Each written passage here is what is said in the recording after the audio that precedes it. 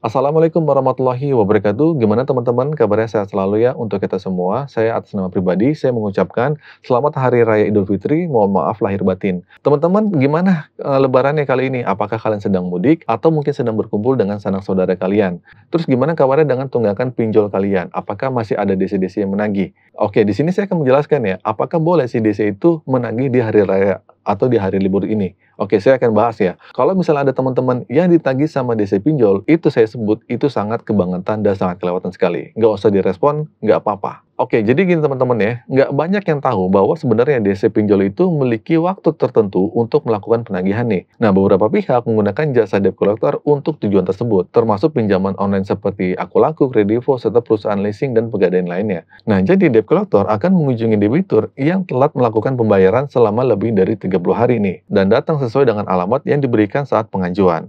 Namun penting untuk dicatat bahwa mereka itu tidak boleh sembarangan dalam melakukan penagihan. Penagihan oleh debt collector hanya dapat dilakukan pada jam-jam yang telah ditetapkan oleh Bank Indonesia. Jadi ada ketentuannya. Nah, selain itu mereka juga harus mematuhi etika dalam melakukan penagihan. Nah, karena melanggar peraturan ini itu dapat mengakibatkan tindakan pidana.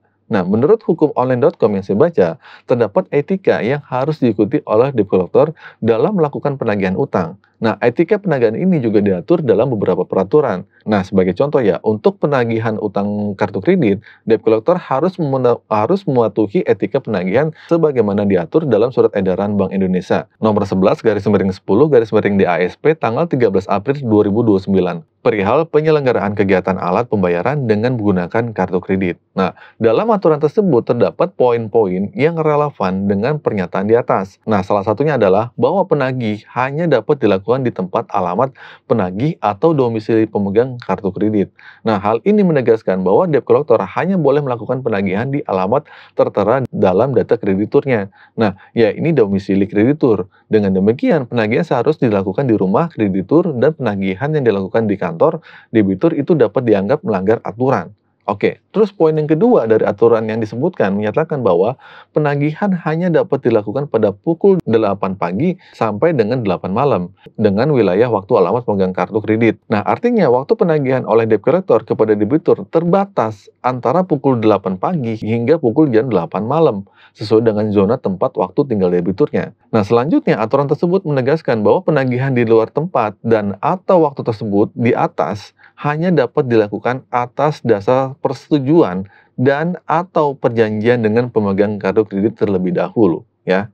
Hal ini mengindikasikan bahwa jika penagihan dilakukan di luar jam tersebut, misalnya pada hari libur, maka debt collector harus mencapai kesepakatan atau perjanjian khusus dengan debitur sebelumnya. Nah, jadi dengan demikian, penagihan di luar jam atau hari yang diatur harus disetujui oleh kreditur terlebih dahulu. Nah, berdasarkan aturan yang telah dijelaskan sebelumnya, penagihan oleh debt collector pinjaman online pada hari libur termasuk saat libur lebaran harus didasarkan pada persetujuan atau perjanjian dengan kreditur terlebih dahulu. Artinya, si DC ini dari pinjol ini tidak boleh melakukan penagihan saat hari libur, termasuk hari libur lebaran, kecuali jika telah ada kesepakatan khusus dengan kreditur untuk melakukan penagihan di hari tersebut. Jadi, secara umum, debt collector dari pinjol harus mematuhi aturan yang berlaku terkait dengan waktu penagihan, termasuk hari libur. Nah, kecuali jika telah ada kesepakatan khusus dengan debitur untuk melakukan penagihan di hari-hari tersebut. Oke, jadi gitu teman-teman nih, sekian saja video ini. Semoga info ini bermanfaat. Akhir kata dari saya, Assalamualaikum warahmatullahi wabarakatuh.